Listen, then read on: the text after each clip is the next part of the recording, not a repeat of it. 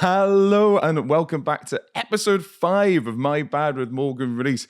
And today we've got the incredible Michael May. Just to give you a little bit of background, this is the last episode of the first block of people that we interviewed. And it's been so much fun learning this process and making tweaks in every episode. So I tell you what, this one, Michael really came knowing the brief, but I'll be honest with you, he was the one that interviewed me. I'm watching it back going, okay, you need to be a bit more inquisitive here. So it's a brilliant episode, really insightful. Michael is a hilarious comedian, excellent writer. Interestingly, bisexual man, but he was going to be a professional football player, but sort of stopped at the last hurdle. He's got such an interesting story about being queer in such a hyper-masculine space. So it's such an interesting interview, and I hope you enjoy it. And yeah, so if you haven't been enjoying them, please subscribe and like. It means the world. It really helps it. But otherwise, I'm chewing your ear off. Let's get back in with the incredible Michael May. Perfect for the podcast. But the first question is supposed to be, Michael May, what's your toxic trait? But I don't think... I have brought up the fact that you've come in to do this. Everyone goes, oh, Michael, I don't think... Do you have a toxic bone in your body? That's interesting. What would you, if you were going to sort of anticipate my toxic trait, what would you guess? You really don't perceive any? No, because you've always just seemed really lovely, really I'm going to say you shut down rather than communicate. Yeah, I'm a bit too level. I'm just passionate. I'm difficult to argue with. Oh, really? Yeah. Because it's difficult in a world where like being a sort of facts and logic person is cornered by a sort of right-wing YouTuber. Yeah. I am dangerously facts and logic based. In an argument, I think, I'm really difficult to argue with because I don't really feel my feelings for like 3 days. I have a 3-day sort of loading period. Yeah. Something will happen 3 days later. I'll decide whether or not I felt anything about it. And it's bad because, I have a girlfriend and she's, the light of my life. And the only thing that you are passionate about. The only thing I'm passionate about, the only thing that matters to me, and our cat. And she's faster to react, faster to cycle through emotions, which means that she will have the feeling, sort of expunge herself with the feeling, and then move on with her life. Oh, I think we're in a similar relationship. Which is amazing. That's perfect. Yeah. What a way to be. How to cycle through, to live your life so like, just things happen, you react, and then you move on. Mm-hmm. I'm still stuck on the thing that happened 3 days ago. And I haven't even decided if I'm angry about it. Is that because that's how long it takes you to, or you decide in between, am I angry? Am I intimidated? Am I sad? Or am I elated? Or are you just going, no, it's coming. It's coming. It's coming. It's also, I am so wary of like, I always will change my mind of how I felt. So were I to explode or were I to feel like I could explode, I would hold off consciously, knowing that I won't feel that way in future. Yeah. Which I think is just pointless. Just like get rid of it. No, I'm total same. So I'm in tested for autism, and one of the things is that I don't know how I feel a lot. And like I used to go to anger management therapy because I sort of feel nothing, and then occasionally I would just go like, I either feel really angry, or literally nothing. And would you be angry? You would feel angry, but would you be angry? Yeah, I'd be angry. Okay, I would. So never hit anyone. But I was... That's such a great start. Yeah, I never hit anyone and you got nothing on me. My anger would manifest it. I was really sarky. If I was on a busy train, I don't know whether I've said this on the podcast yet. If I was on a busy train and people were putting their bags on the seats, I used to pretend to be a ticket inspector. Oh, wow. I go, tickets, please. Tickets. I'm here to see your tickets. And I would go up to the people that had their bags on the seat and go, can I see your ticket? And they'd go, what? And I went, can I see your bag's ticket? They go, my bag hasn't got a ticket. Right. Then why has he got a fucking seat? Yeah. And then, and that's why I was in the therapy. I like the healthy thing to do. That's fun because that's not like, I think if you're gonna have pent up aggression and rage that you take out on someone in your life, at least it's a stranger with a bag on their seat. Oh yeah, it's all little things. It's the reason I got therapy, the catalyst, the inciting moment was I was making chili con carne back in Bristol. I mean, I was living there at the time. I don't go back just to make it. Yeah. I was making chili con carne. I was meal prepping. I put them all in the Tupperware, and then all the lids were gone, the Tupperware. And I got so angry, I threw each one of them out the window. The chilies. The chilies, yeah. Right. That is actually unhinged. Yeah. yeah. I remember just going, oh, fuck this Monday, fuck this Tuesday. I was calling them by their days. And then my housemate was on the sofa and he just looked at me and he went, I don't like it when you're like this. And I went, oh, I can't be like this. I'm affecting other people. And I got therapy the next day. That's interesting. Are you consciously being funny when you're doing that? No. No, that's like actually how that comes out. Because that's a hilarious, like impotent rage. Like throwing chili out the window. It's like, you're not like smashing a hole in the window. No, it was mad stuff I used to do. Mad stuff. One of the things I used to do, I used to drive around the ring road in Bristol leaning out the window screaming. Yeah. Wow. So you're consciously not taking it out on the people you love. Yeah. Because you know that's a bad thing to do. Yeah.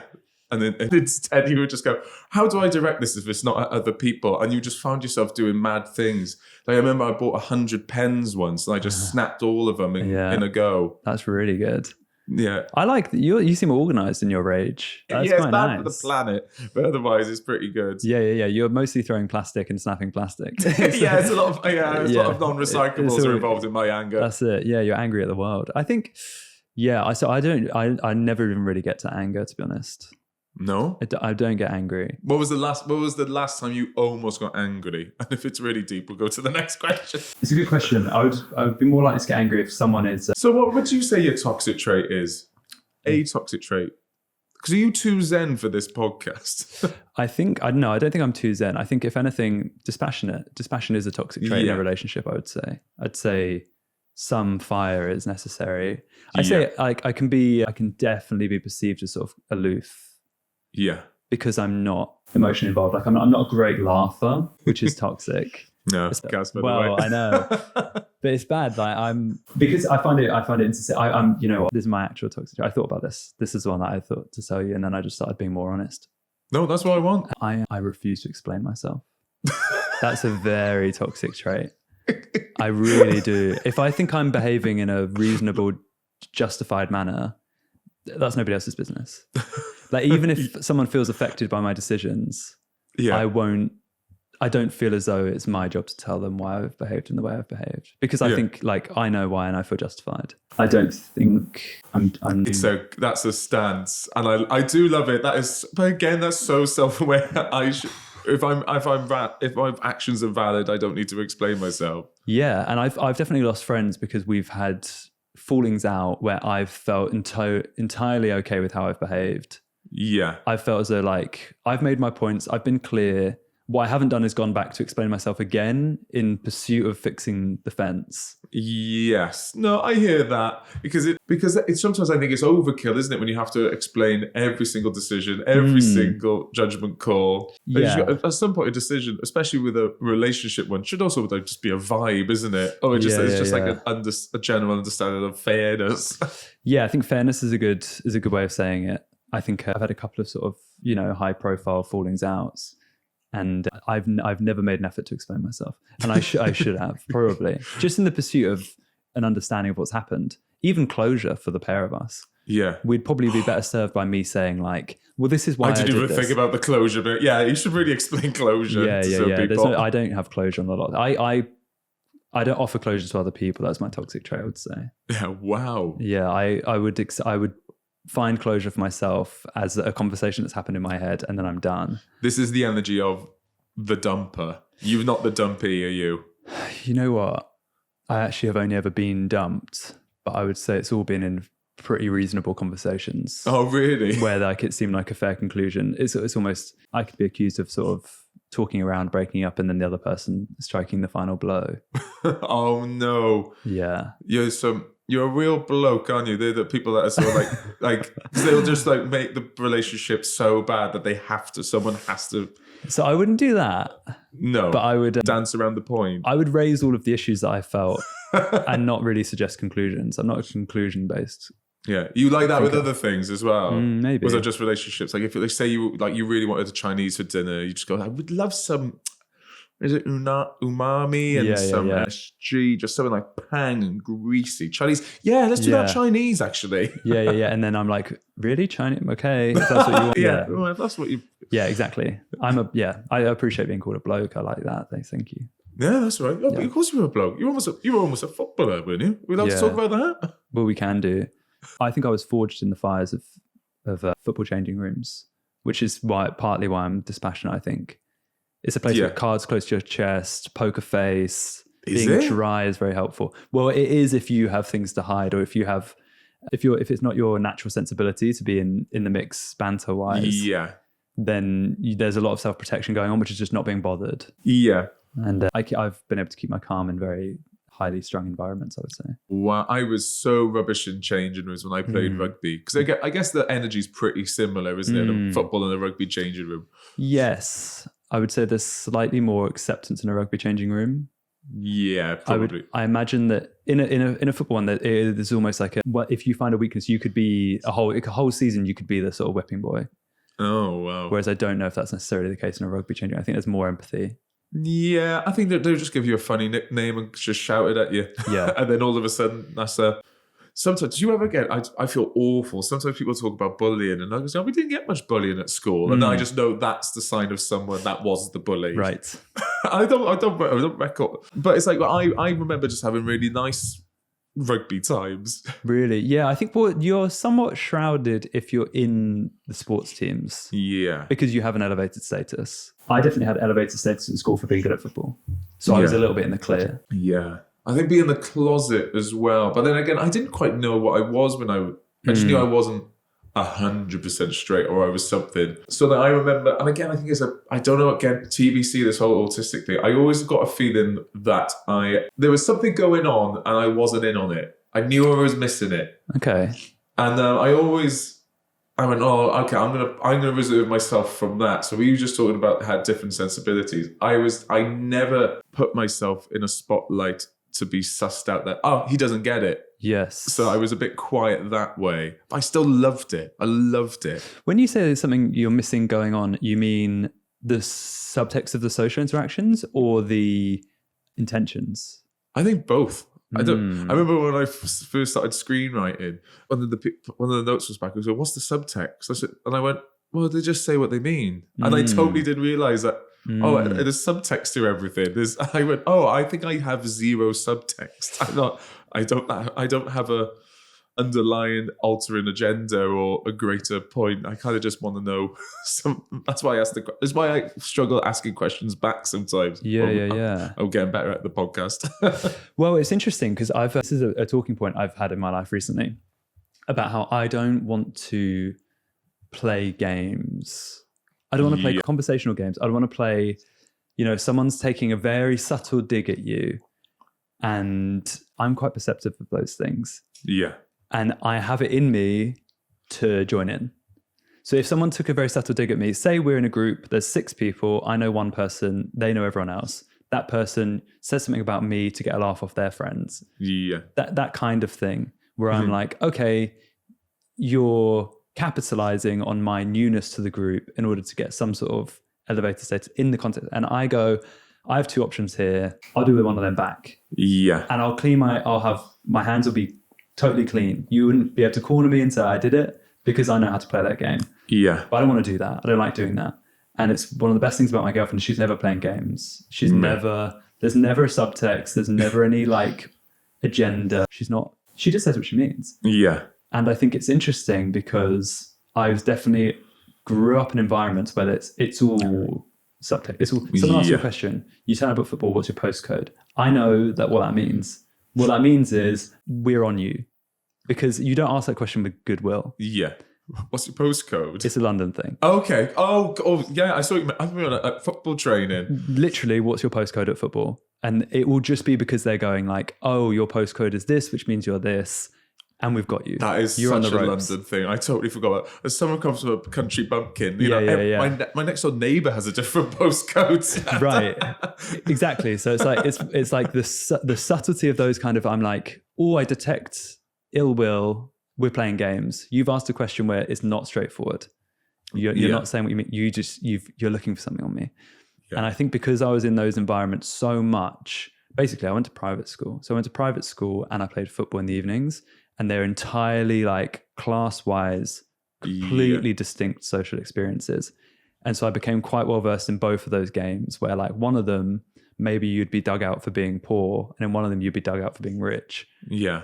But the questions are the same. The questions are like, and I would have to jump between those two environments. And I was at private school because I was good at football, and I was at the football thing because I was good at football. Yeah. So I was on a scholarship. I wasn't like rich, but I was like very much just like sort of middle class, and like right in between these two groups, jumping from school games where people are like trying to figure you out, football games, people trying to figure you out. It's all boys, both environments. Yeah.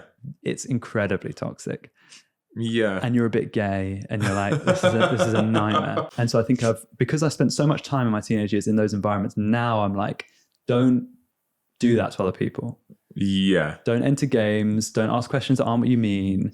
And it's funny because we've only met a couple of times.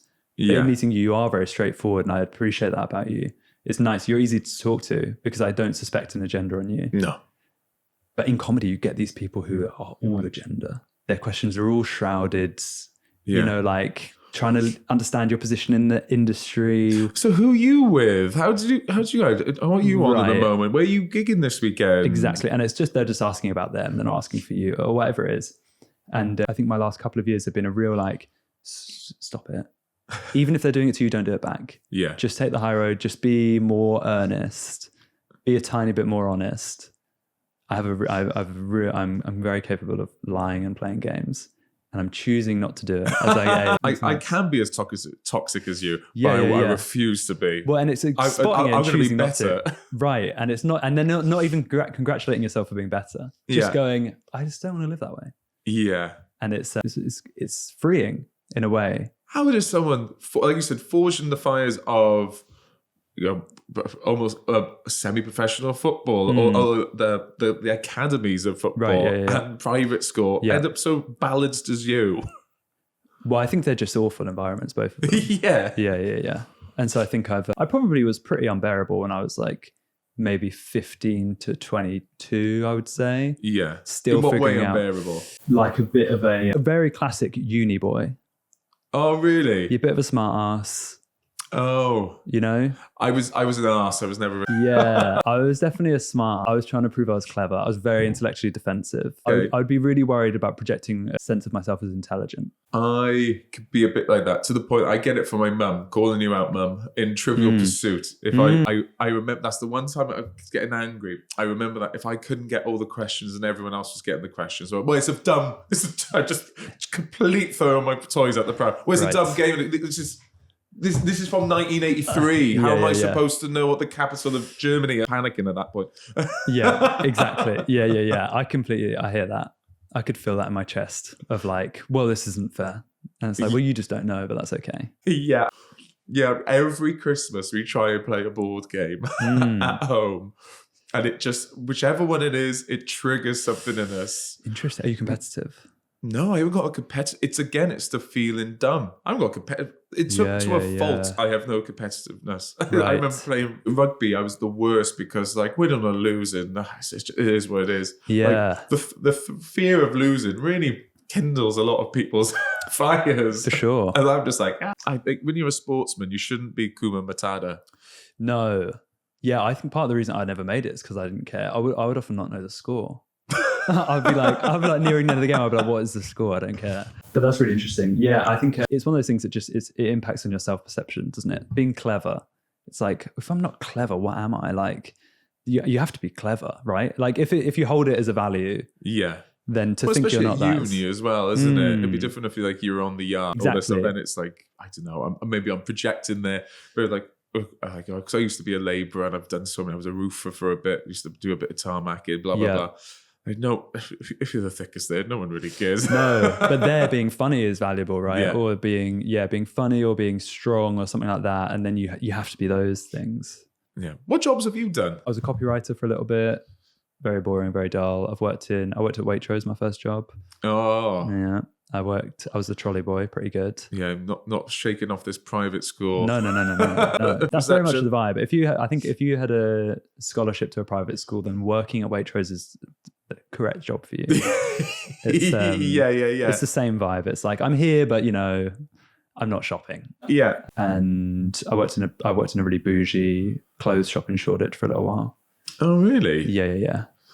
How was your sales technique? I was quite bad. I got in trouble because there was this, it was £110. It was a steamer. It was a steamer. Shout out steamery. And it would always break and people would return them. Yeah. And so whenever someone was going to buy them, I would tell them it was bad, because I just feel like it's so unfair, right? If you know it's bad, you shouldn't sell it. And so whenever I was on my own downstairs, I would be like, oh, this is really bad. Don't buy it. And then I did that to the woman who I'd never met who owned the shop. She went down there. My God.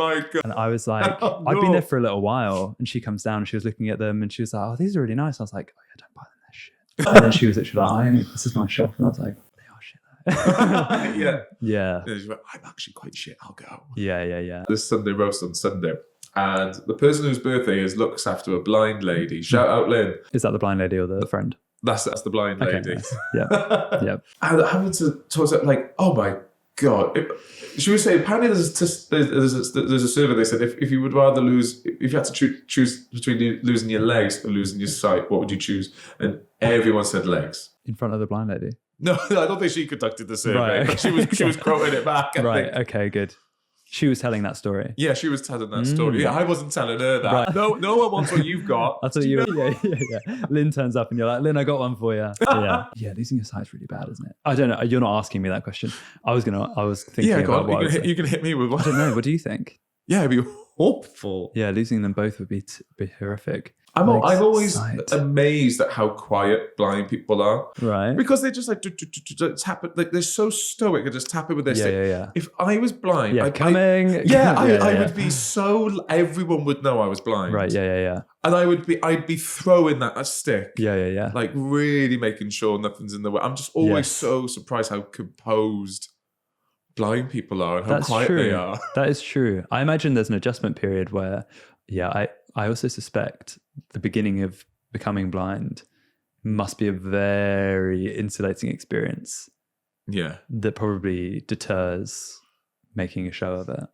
Yeah. Okay. I imagine like you'd be in a lot. For those first few months, you'd be terrified. Yeah. No, I don't think it's like when you get a new puppy and you have to get them used to being out. Yeah, exactly. Yeah, you're not first day of being blind. You're like, let's shove you up the door and just go, get back here when it's 6. When's 6? Oh, I'll find you. Exactly, yeah. Screaming every time a motorbike goes past.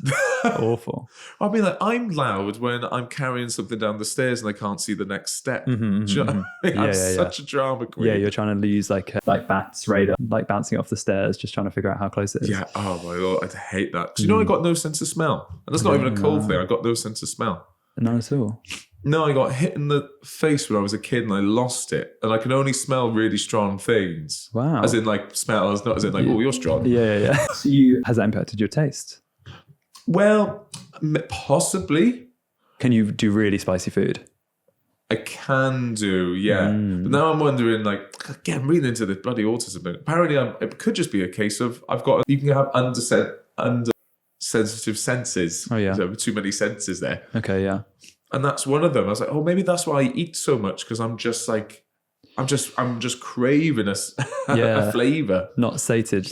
So you need more of it. Yeah, interesting. That's the way I'm going down, rather than I'm a greedy bastard.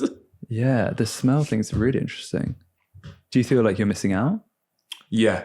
The boyfriend's a bloodhound. Look, I'm covered in oud over here. I've got a little dash of oud. I've got oud going on upstairs. Yeah. We've got loads of different. Thank you very much for those flowers, by the way. Not at all. We've got the place is covered in flowers, as you can see. Yeah, it smells nice in here, which it could not, and you wouldn't know. I know. Do you paranoid about smelling? A little bit, yeah. But the boyfriend has given me little perfume, so wherever I go, I've got perfume on me. Yeah, nice. I have a little handheld one as well. It's a game changer. Yeah, it's a big time one. So, do you mind me asking a bi question, if that's all right? Please. Yeah, I hope I'm not breaking it to the world. That's it. I say I refuse to explain myself, and you ask a question. Yeah. Please. Explain this bi-ness then. And what's that about? Yeah. Obviously, the fact that you were bi in such a heavily masculine. When did you come out? I think we spoke about this when we did that. I came out when I was like 22, so I was in a long relationship from like 17 to 22, I guess. Yeah. My girlfriend was in musical theatre. She went on tour. We broke up as a result of that. Immediately, just like, well, I have to go on Grindr. It was funny. It wasn't like a background thought in the relationship But it was almost an inevitability. It happened very quickly. That was when that same thing happened to me. Do you know, I had a really similar story. It was my first ever girlfriend, broke up around 22, and that's when I started giving it a go. I think that's what they call men, isn't it? Yeah, I think so. Yeah, yeah, coming out my shell. Yeah, yeah. So I don't think I was ever overthinking it because I was happy in a relationship. Yeah, me too. And so it didn't really feel like a sort of, I don't know, fertile field for investigation. Yeah, felt like an open and closed case. I was like, yeah, I'm in love with my girlfriend. This is all good. Yeah, no, I'd say.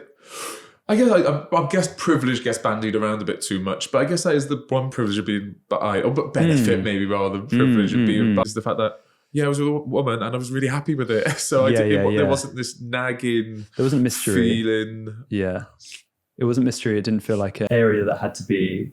It wasn't like a totally dead zone. I think sexuality a lot of the time, if you're completely in the closet and you have no idea and you're not attracted, and you're almost more battling between like asexuality and being gay. Yeah. Whereas I think when you're bi, you're battling between being straight and being gay. Yeah. And I think being straight and being gay is fine because you're still having sex. Yeah. So it doesn't feel like a crisis. Yeah, I remember my first, I think I met someone online. I don't know how. I can't remember how. Probably just a message board or something weird. Actually, go on Grindr. Yeah. My first ever same-sex experience was in Weston-super-Mare. God forbid. I know. That was the first time someone ever called me in my face. Oh, really? I was wearing a pink t-shirt. To your face? My mistake. Yeah, I'm assuming it's happened before. What were you wearing? I spoke over you. Pink t-shirt. Oh, yeah, that will do it in the West Country. Yeah. Right? He's wearing one of those pink t-shirts. He must be one of those. Literally, I was off the train 5 minutes. Truly, I was walking to meet my girlfriend, who we then broke up a couple months after. I wonder why. Unbelievable. My boyfriend keeps going every time. Yeah. Oh, that was crazy. That's mad. I never get that. I'll tell a lie. I had it this weekend. But really? Do you ever get that? I never get that. Because you're relatively straight passing. No? Yeah. I would say 100% straight. Yeah. Yeah. I dyed hair, funky earring. Yeah, I think I think there's a little suspicion of me, but partly that's because I am a little close to my chest. I'm not out there. I'm not like forthcoming immediately. No. I would say I'm reserved. I'm a little bit more of like a counter conversationalist. Yeah. Rather than a leader. I don't feel the need to bring other people out their shells. You stay in your shell, I'll stay in my shell. Yeah. I'm happy to sort of observe your shell and see what's going on over there. Yeah. But no, I don't think, I think people think like, if they were to think about it, they'd be like, yeah, maybe it's a bit something. You give really self-assured bi energy. Well, I think I probably didn't know the first time when someone said he's bi, and then I met you and went, oh yeah, this is someone who's, bisexual. Yeah. There's a guy that's comfortable with it. Yeah, I think, you know what? I put that down to not being a huge part of my life. I'm not like a sexually motivated person. Yeah. I think haven't we all been fairly successful in our sexual careers? Because for me, I don't need it. I don't seek it. I've not got a hugely high sex drive. Yeah. I'm not someone who panics after a couple of months of not having sex. It's not a huge, if anything, I could do with a little bit like, sometimes in a relationship I have to be reminded that it's like an important part of the relationship because it's just, it's not, I think that's where I'm not too stressed about it. Well, 36 minutes in, we found the toxic trait. Wow, yeah. Hates banging. Yeah, hates banging. That's it. Yeah. I'm just not that bothered by it. I would say like on the overall spectrum of everything, I'd be like closer to like I'm sort of in that middle between like asexuality, bisexuality, straight and gay, all that stuff. I think like it's not like a hugely important thing to me. Yeah, but it's by the sounds of things, like honesty and being direct and no mind games and just being passionate for each other and being there for each other is important to you. So it sounds like you got all the other pillars. Yeah, it could be. It's fine. Yeah. All the real pillars, I should say, rather than others. Yeah. I would say I'll probably let my girlfriend down in terms of sexual appetite. I'd be like, What can we do to get that up? Is there any sort of like mad Chinese herbs that you can... I don't know. Taking that. It's a good question. I haven't explored the Chinese herbs. I think, you know what? I'm quite like Japanese in nature, like in temperament. Not to press you, but you're gonna have to explain yourself. No, it's true. 5 questions. We're in the quick 5 questions now. Please, I've locked in. Horoscopes or horror notes? Do you believe in star signs? No. Hold on or move on? Do you hold grudges? Yeah. Other than your own toilet, where's your favourite toilet? Your toilet. Thank you. It's a good one, isn't it? What would be your drag or wrestler name be? Morgan Rees. But would that be your wrestler name? Would it be Michael Morgan my Rees drag May? name. My drag name would just be Morgan Rees. That'd be funny. Yeah. Would you spell it like how I spell it? I would spell your surname HYS. Nice, thank you. If you had to describe yourself in 3 sounds, what would they be? Ooh la la. I love that. If I looked at your most frequently used emojis, would I go, oh, of course. Oh, really? Yes. Which one? Both. Oh, really? Okay, cool. If the media were to find it, what's the name of your most cancelable WhatsApp group? The Fuck Nuggets. No more questions asked. If you're online, where can people find you? At the Fuck Nuggets. Michael May 3000. Michael May 3000. Excellent. Yeah. And you've been on My Bad with Morgan Rees. Will you come back, Michael May? Please. Excellent. Thank you so much. Follow Michael online. He's absolutely superb. Thank you. It's a pleasure. Love you. Love you too. Bye-bye.